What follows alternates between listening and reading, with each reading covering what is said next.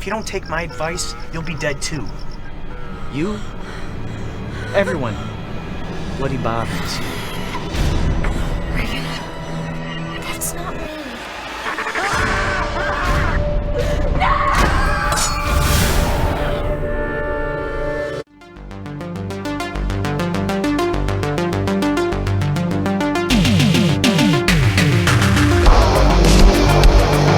We are talking Black Pumpkin.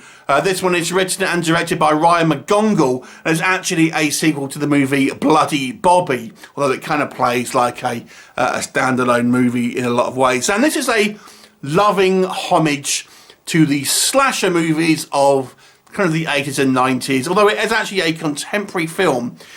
Interesting with this film, the film is styled after the slasher movies of old, despite a contemporary setting, which I found was quite interesting. It's almost the inverse to Stranger Things, which kind of was obviously set in the 80s. This one is set now, but has the kind of the feel of the 80s in the way it was filmed. Very interesting. Anyway, what is the story? So we have a kind of a small American town on Halloween night, and there was these previous issues with Bloody Bobby, who was this obviously character from the first film, and two young boys doing a school project unwittingly summon the spirit of Bloody Bobby to wreak revenge and murder on and basically anyone that it kind of comes in path with. And what will happen? You have to watch the movie to find out.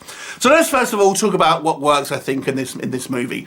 I think this movie has a real reverence for the movies of the 80s, especially kind of the slasher ones. Maybe a bit too much. I think it was going a step too far to have characters called Laurie and Reagan. It was very obvious, and it kind of almost took me out, I will say. But nonetheless, I feel if you are a fan of those style kind of, you know, horror movies of the kind of the last few, you know, the previous decades, there's a lot to enjoy here, and it really does have that same kind of setup. You know, the family with the kind of the older daughter looking after the two young kids that are kind of getting into trouble, the kind of the jock boyfriend, all of these kind of like kind of relationships that you would have had in the kind of the typical kind of teen slasher films of yesteryear. But here's the thing with this film: the characters are surprisingly likable, and I actually was really enjoying all their interplays. And this is partly down to some good acting. You know, I say good acting, it's some appropriate acting for the movie that they're in. Let's just put it like that.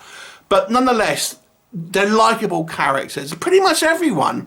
I mean, even characters that don't have a huge amount of screen time, like the oldest sister's boyfriend, who is the kind of like the school hunk.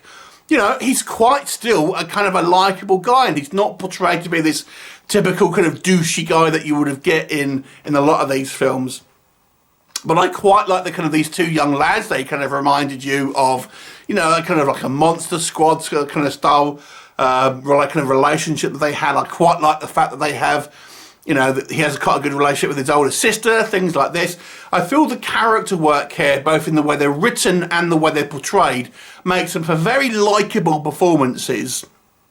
So that was all quite good. And I also quite like some of the kind of the story elements here, having this kind of this kooky, strange guy, obviously, kind of who is related to the kind of the first film. Again, makes for a kind of an interesting character here.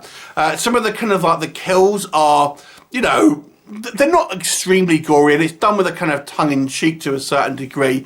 But nonetheless, we do have some quite creative kills, such as a lawnmower to the face, and it doesn't kind of scrimp out on, you know, lots of kind of gore and blood getting splattered over. Even though it's not, I wouldn't say, excessively kind of gory. I'd say the film is very well paced. It kind of seems to, something's always kind of happening. It always seems to be very punchy in its kind of in its runtime, and it just has an element of fun to it. What doesn't work? Unfortunately, I think the weakest element here is actually the killer, Bloody Bobby. Now, it tries to do something different in the fact that the kind of like the slasher, if you like, is actually a child. But it's, unfortunately, as much as I like the characters of our kind of protagonists and our townsfolk and things like that, Bloody Bobby himself, unfortunately, is a vacuum in regards to any type of real personality. Now, I know you could point to kind of like Michael Myers and say, well, he hasn't got a personality, but he's scary. He's like a scary dude. That's not the case here.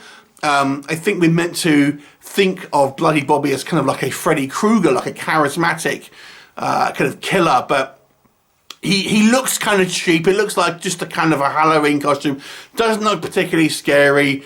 Doesn't have much of a kind of a personality. And they don't really show him as much as I think they should have done either. But I would have kind of really done something quite different, to be honest with you, with the actual killer himself.